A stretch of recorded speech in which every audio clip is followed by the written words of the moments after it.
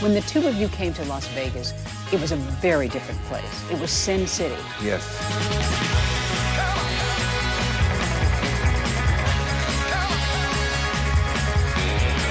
When Siegfried and Roy got here, it was the good old days. It was Mob Vegas, it was Headliner Vegas, it was Lounge Vegas. And it's all going up in flames. This is the 1960s. It was strictly a place to lure adults, mostly men, to come in and watch a show and then go out and gamble. What you think of is essentially the Rat Pack era in the 60s. You think of Frank and Sammy and Dean. The sun was shining all the time. The Ring-a-Ding-Ding Vegas, the Ocean's 11 Vegas. There were lots of shows featuring women with huge feathers on their heads and not a lot else on their body. Siegfried and Roy were two very good-looking guys who were illusionists with animals. It didn't fit into the niche of Las Vegas, so they really had to work incredibly hard to make themselves special.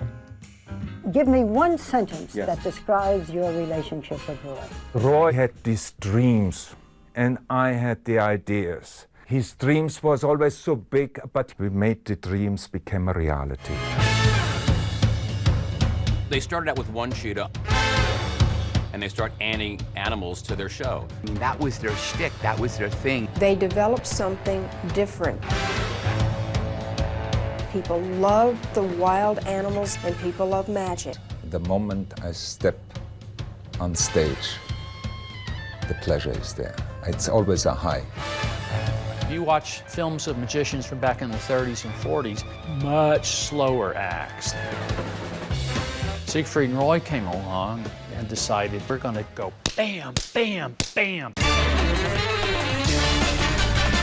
I think everything to them was about how do you create as much wonder as possible and to create the largest spectacle that was the most compelling experience so that you as an audience member couldn't possibly look away.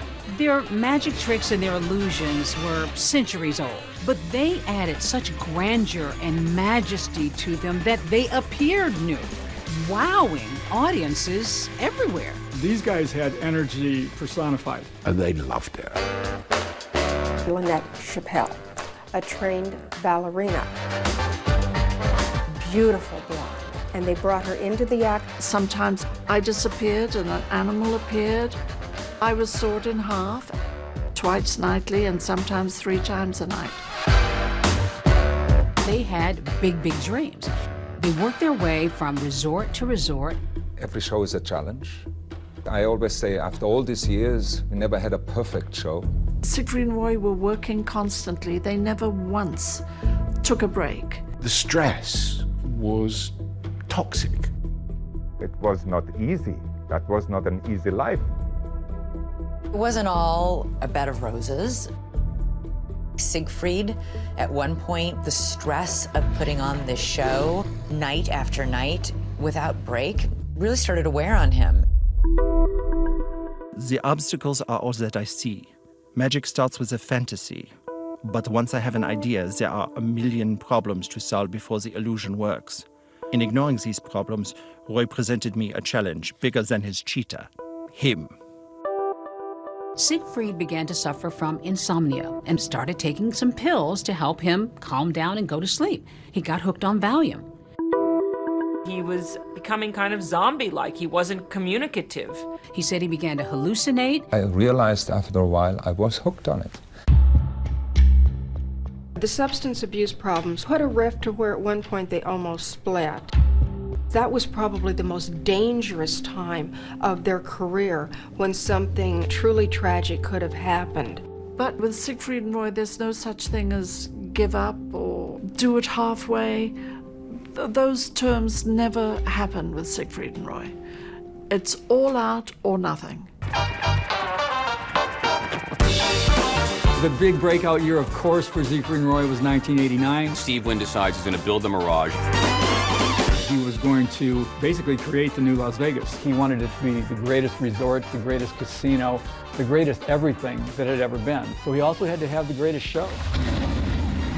Siegfried and Roy came to me with the idea of a new show that was going to be scaled above and beyond anything that anyone had seen in Las Vegas.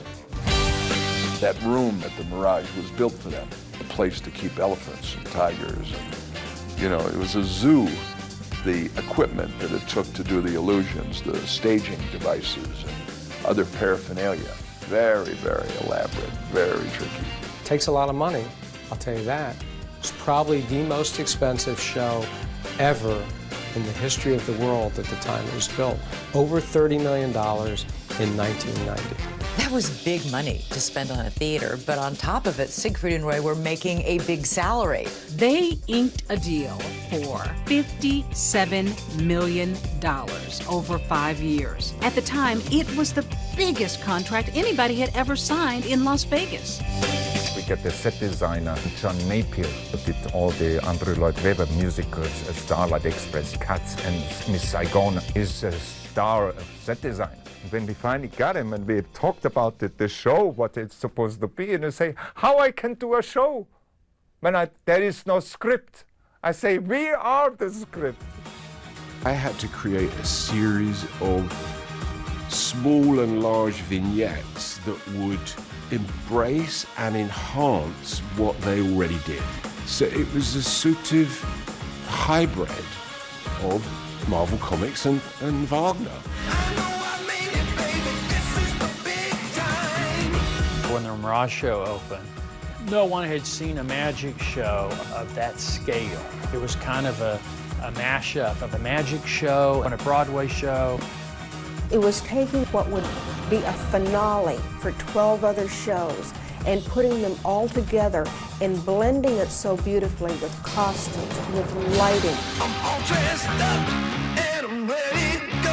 I know I made it, baby. This is the big time. Siegfried and Roy had many, many sequences in their show which were really innovative, particularly combining different illusions. I always liked their sequence where the girl would float up in the air and he'd do the hoop, and then she'd float into the box. They'd saw her in half and put her back together, and then cover her with the sheet. She'd float up under the sheet and then disappear.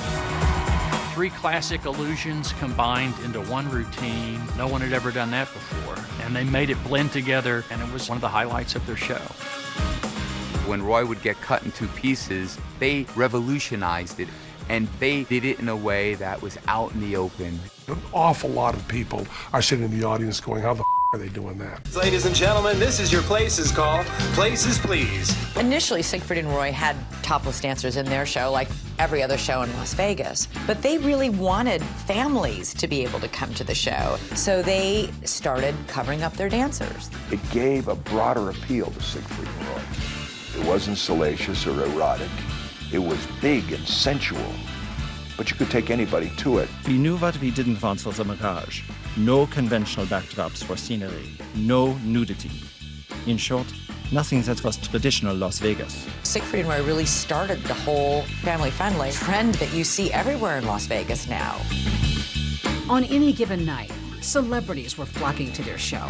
Sylvester Stallone, Barbra Streisand, Liza Minnelli, President Carter, Reagan, Bush. Siegfried and Roy dominated Las Vegas. No, you can't stop me. Ain't no one gonna stop me now. They paved the way for these new shows, the Celine Dion's and the Lady Gagas and everything else. They showed that you could charge a big buck for a show. They'd come a long way from the cruise ship. They'd come a long way from that smuggled cheetah.